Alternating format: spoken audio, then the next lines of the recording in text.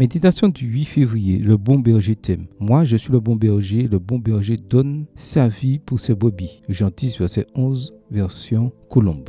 La parabole du bon berger est une des plus belles paraboles à laquelle des milliers de personnes s'identifient. De nombreux auteurs bibliques prennent ce passage comme une figure d'image missionnaire en la considérant comme une façon de voir l'Église dans le plan salvateur de Dieu. Comment t'imagines-tu le bon berger, inquiet pour la brebis égarée, marchant pour sauver la brebis têtue, se penchant sur une falaise au bord d'un précipice pour sauver le petit agneau, ou peut-être luttant contre les loups, son bâton à la main, tout en serrant sa brebis pour qu'elle ne soit pas dévorée? Peu importe comment tu l'imagines, le fait est qu'il est ton bon berger. Il a pour mission de prendre soin, de sauver, de guérir, d'appeler et de chercher. Toutefois, il n'en sera pas toujours ainsi. De nombreuses brebis non seulement n'aiment pas leur berger, mais en plus se lient d'amitié avec le loup et finissent dévorées ou tuées.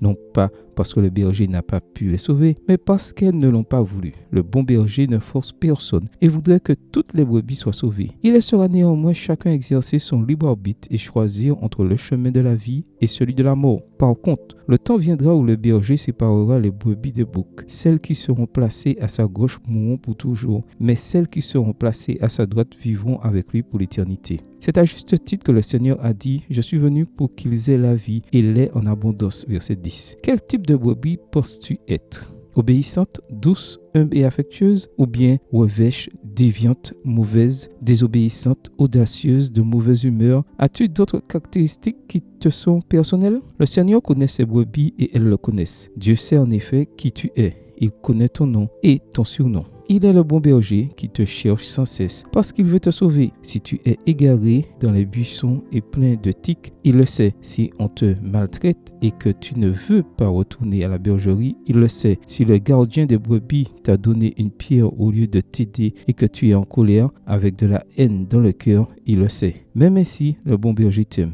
Il n'y a rien que tu puisses faire pour qu'il décide de ne plus t'aimer. Mais n'oublie pas que le temps viendra où les brebis seront séparées des boucs. C'est maintenant qu'il faut choisir d'être à sa droite, où tu pourras demain être le repas du loup. Viens à Jésus, il est ton bon berger, car tout est par sa grâce. Amen. Bonne journée à vous et que le Seigneur vous bénisse.